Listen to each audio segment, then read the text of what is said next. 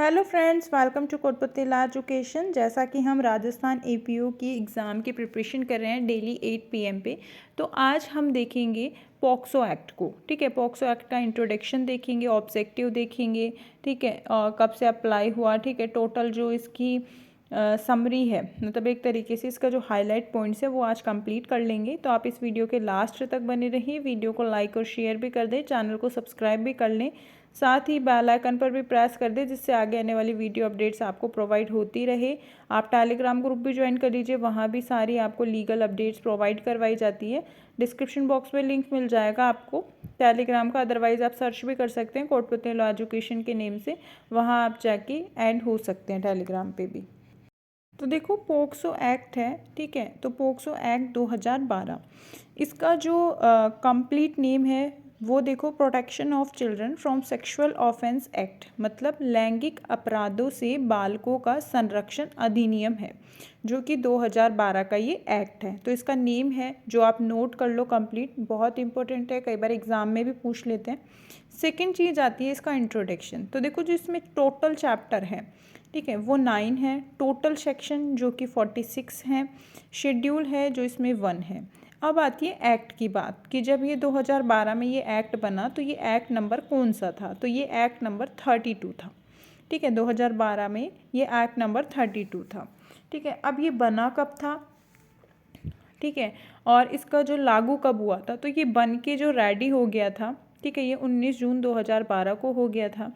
ठीक है, अब इसको इंडिया पे अप्लाई कब किया गया, तो वो था 14 नवंबर 2012 को इसको अप्लाई कर दिया था। जो एनेक्टेड डेट होती है उसका मतलब होता है कि राष्ट्रपति की जो स्वीकृति है वो कब मिली। तो ये जो राष्ट्रपति की स्वीकृति इस एक्ट को 19 जून 2012 को प्राप्त हो गई थी। और जो इसका अमेंडमेंट था, मतलब इसमें एक ही बार अमेंडमेंट हुआ है, मतलब संशोधन हुआ है। ठीक है, तो वो संशोधन कब हुआ, तो देखो वो संशोधन हुआ था 2019 में। ठीक है, जो कि 16 अगस्त 2019 को इस जो अमेंडमेंट हुआ था उसको लागू कर दिया था हमारे एक्ट पे, पोक्सो एक्ट पे। ठीक है, तो ये जो अमेंडमेंट है ये भी इम्पोर्टेंट है। अब है कि इस एक्ट को बनाने के पीछे गवर्नमेंट का क्या पर्पस था, क्या ऑब्जेक्ट था। तो देखो, फर्स्ट है, ये बहुत इंपॉर्टेंट है ऑब्जेक्ट्स, जब आप एक्ट्स देखोगे तो उसमें फर्स्ट में ही आपको ऑब्जेक्ट दिखेंगे। ठीक है, तो देखो, फर्स्ट है टू प्रोटेक्ट चिल्ड्रन फ्रॉम, ठीक है, मतलब बालकों का संरक्षण करना। सेकेंड है to establish special court for trial, ठीक है, मतलब क्या है कि बच्चों को अलग कर दिया कि इनको स्पेशल ट्रायल के लिए ही किया जाएगा। ठीक है, इसका जो ट्रायल होगी वो एक स्पेशल कोर्ट में की जाएगी, इसलिए विचारण के लिए विशेष न्यायालय की इसमें स्थापना की गई है। थर्ड है इंसिडेंटल मैटर, मतलब आनुषंगिक विषय हैं उनके लिए।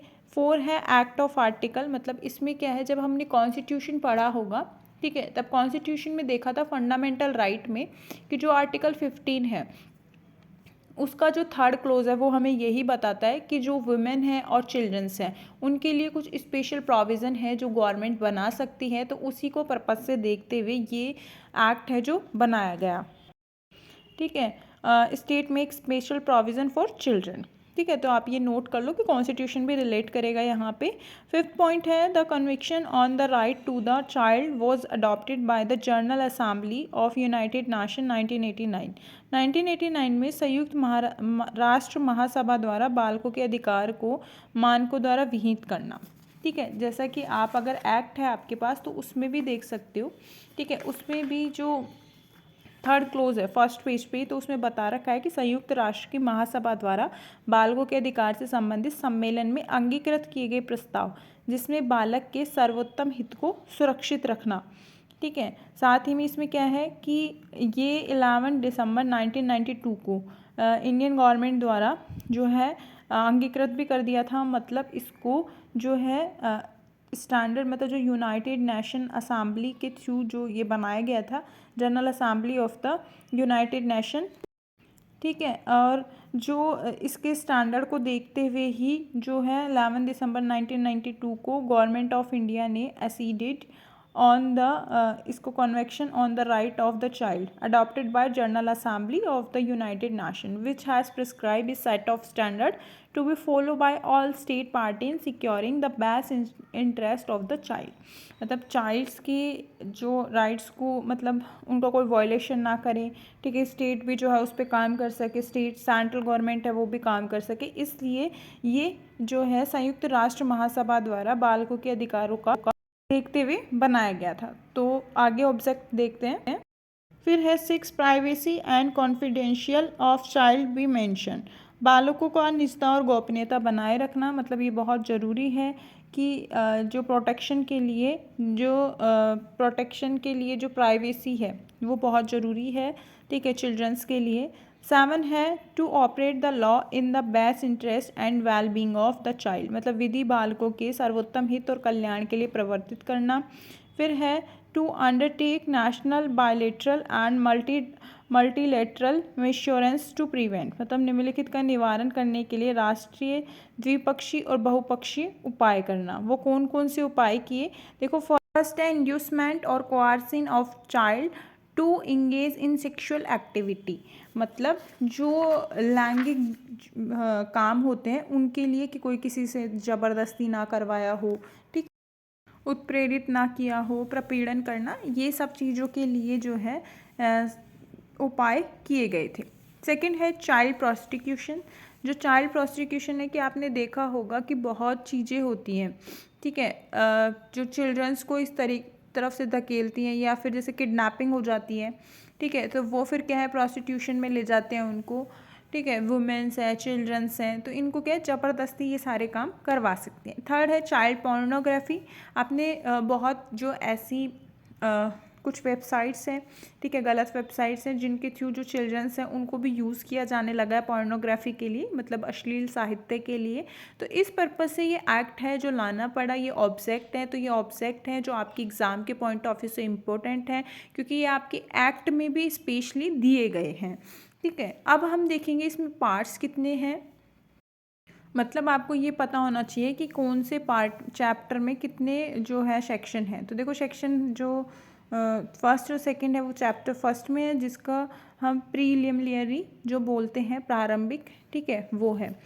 फिर जो सेकंड चैप्टर है, ठीक है, उसका नाम है penetrative sexual assault and punishment therefore, ठीक है। तो ये क्या है, ये अमेंडमेंट के बाद वाला एक्ट है, मतलब बालकों के विरुद्ध लैंगिक अपराध सेकेंड चैप्टर का नेम है, ठीक है। फिर इसमें जो सेक्शन है आपके चैप्टर सेकंड में वो देखो 3rd से और 12 सेक्शन तक है जो कि चैप्टर सेकंड में प्रोविज़न है। जो चैप्टर 3rd है उसका नेम है using child for pornographic purpose and punishment therefore, ठीक है। तो जो ये चैप्टर 3rd है, ठीक है, इसमें सेक्शन 13 to 15 है, ठीक है। इसमें पोर्नोग्राफी से रिलेटेड जो चीज़ें आती हैं, प्रोविज़न्स हैं, वो सारे यहाँ पे दिए गए हैं। हिंदी में बात करें तो अश्लील साहित्य के प्रयोजन के लिए बालक का उपयोग और उसके लिए दंड, अगर कोई पोर्नोग्राफी के लिए यूज़ करता है चिल्ड्रन को तो वो 13 से और 15 तक प्रोविज़न है। चैप्टर 4 है जो कि abetment of the attempt to commit an offence, ठीक है। तो चैप्टर 4 है जो कि सेक्शन 16 से 18 तक है। इसका मतलब है कि किसी अपराध का दुष्प्रेरण और उसको करने का प्रयत्न, ठीक है, तो उसके लिए ये सेक्शन है जो यूज़ होते हैं, तीनों सेक्शन, ठीक है। अब हम बात करेंगे पार्ट 5 की, procedure for reporting of cases, ठीक है। तो इसमें क्या है, रिपोर्ट्स होती है, ये 19 to 23 तक के लिए यूज़ किया जाता है, मतलब मामलों की रिपोर्ट के लिए जो प्रोसेस होती है, प्रोसीजर होता है, उसके लिए होता है। चैप्टर 6 है procedure for recording statement of the child, बालकों के कथन को अभिलिखित करने की प्रक्रिया। तो ये सेक्शन 24 से 27 तक प्रोविज़न है। फिर है चैप्टर 7 स्पेशल कोड्स जो कि 28 to 32 है। चैप्टर जो 8 है, मतलब चैप्टर 7 में 28 to 32 थे, चैप्टर 8 में 33 to 38, जिसका नेम है procedure and power and special court and recording of evidence. Chapter 9 जो कि लास्ट है मिसलेनियस, जो कि 39 से 46 तक इसमें प्रोविज़न है, ठीक है। तो ये देखो, ये इंट्रोडक्शन था कंप्लीट। अब आपको पता होना चाहिए कौन से चैप्टर में कितने जो सेक्शन हैं, ठीक है। टोटल कितने सेक्शन हैं, जो इंट्रोडक्शन है वो आपको कंप्लीट लर्न होना चाहिए। ऑब्जेक्ट क्या क्या है, इंपॉर्टेंट ऑब्जेक्ट्स ही सारे करवाए हैं, ठीक है। और ये जो पार्ट्स हैं ये भी उनके नेम भी लर्न होने चाहिए, ठीक है। अब हम जो नेक्स्ट देखेंगे उसके अंदर हम जो है सेक्शन वाइज पूरा कंप्लीट कवर करेंगे।